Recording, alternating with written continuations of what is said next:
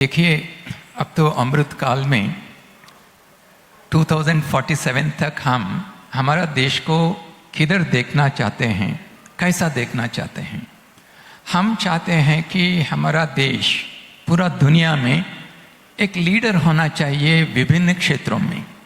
ये एक बात है। दूसरा, हमारा छात्रों के लिए हम अच्छी क्वालिटी एजुकेशन प्रोवाइड करना चाहते हैं और हमारे छात्रों को फ्रीडम, फ्लेक्सिबिलिटी और चॉइस देना चाहते हैं, जैसा multi entry, multi exit, ABC, 4 year undergraduate program जैसा बहुत विभिन्न रिफॉर्म्स हम हायर एजुकेशन में ला रहा है।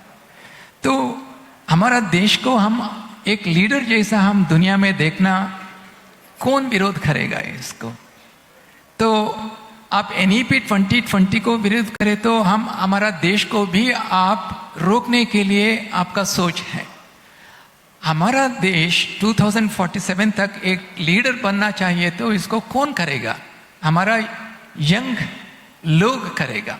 यंग लोगों को हम हाई क्वालिटी एजुकेशन को प्रोवाइड करना है हमारा देश को आगे लेने के लिए। तो मैं मैं सोचता हूँ कि जो NEP 2020 को विरोध कर रहा है, ये हमारा देश का डेवलपमेंट और प्रोग्रेस को भी रोकने के लिए इनका सोच है।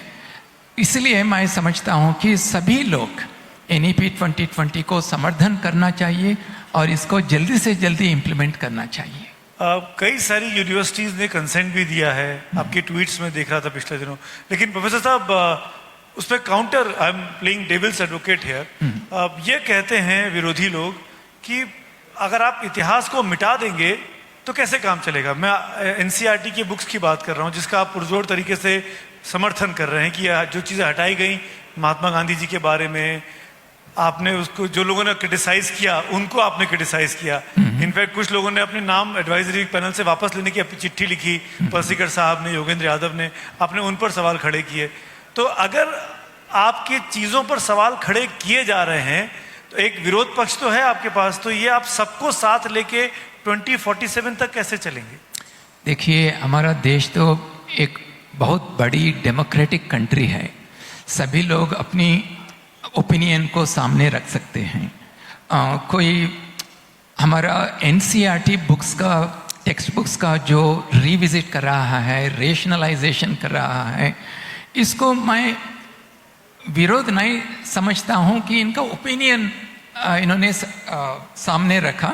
लेकिन ये भी हम देखना चाहिए कि हिस्ट्री हो, सोशल साइंस हो, पॉलिटिकल साइंस हो, अब वक्त बदल रहा है, बहुत चेंजेस आ गया है इस फील्ड्स में भी, इसीलिए साइंस में भी। इसीलिए हम जो रीसेंट डेवलपमेंट्स हैं इसको भी जोड़ना बहुत इम्पॉर्टेंट है हमारा टेक्स्ट बुक्स में।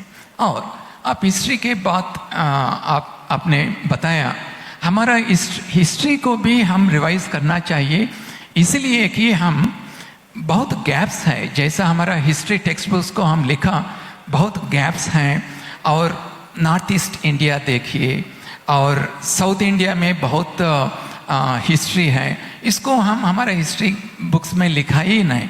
इसलिए NCERT हमारा एग्जिस्टिंग हिस्ट्री बुक्स को एक्सपैंड करने के लिए एक कोशिश कर रहा है।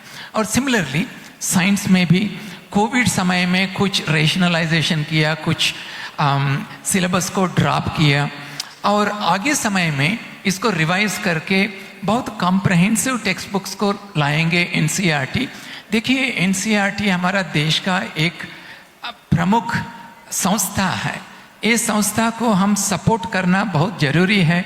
और जो टेक्स्ट बुक्स लिखेंगे वो एक्सपर्ट्स लिखते हैं, एक्सपर्ट्स को इनका काम करने दीजिए, और आपका जो ओपिनियन है आपको बताने का आपका हक है। Very humbly I am submitting this, but वही एक्सपर्ट तो जैसा हम NEP 2020 के लागू किया, सभी स्टेक होल्डर्स से फीडबैक लेके हम किया। NCERT भी स्टेक होल्डर्स का फीडबैक लेके, एक्सपर्ट्स का फीडबैक लेने के बाद ही इसको रिवाइज करते हैं। तो मुझे लगता है कि कुछ जो सो कॉल्ड एकेडमिशियंस आप कहते हैं, मुझे लगता है इनका काम यही है कि जो अच्छी काम हम एजुकेशन फील्ड में करना चाहते हैं, इसको विरोध करना, ये मुझे लगता है इनका ऑब्जेक्टिव है। लेकिन जो एनसीईआरटी हो, एनईपी 2020 हो, हमारा देश का प्रगति के लिए है। तो मेरा निवेदन है कि हमारा देश का प्रगति को आप मत रोकिए। देखिए, मैं जेएनयू में 6 साल काम किया और इनसाइड आउटसाइड जानता हूँ जेएनयू को मैं। जो आप कह रहे हैं, जो मीडिया में आते हैं, ये सिर्फ एक बहुत स्मॉल परसेंटेज ऑफ स्टूडेंट्स और फैकल्टी से होता है। मैं खुद देखा हूँ जेएनयू में बहुत अच्छी स्टूडेंट्स होते हैं, बहुत अच्छी फैकल्टी होते हैं। इसलिए 2016 से अब तक ये 2nd रैंक है after Indian institute of science. तो ये कैसा होगा? ये आंदोलन जीवी से नहीं होगा। जो साइलेंटली काम करते हैं, हार्ड वर्क करते हैं, रियल इंटेलेक्चुअल्स हैं, इनका वर्क से ये हमारा जेएनयू इतना बड़ी यूनिवर्सिटी बन गया। सिर्फ हमारा देश में नहीं है, पूरा दुनिया में जेएनयू का नाम है। ये हमारा देश का गर्व कारण है। अमर उजाला अब आपके टीवी पर भी। अपने स्मार्ट टीवी पर YouTube पर सर्च करें अमर उजाला, चैनल सब्सक्राइब करें और देखें ताजा खबरें, वो भी HD क्वालिटी में। और हाँ, बेल आइकन दबाना ना भूलें ताकि हर खबर हो आपके घर। अमर उजाला, निष्पक्ष, निर्भीक, निरंतर।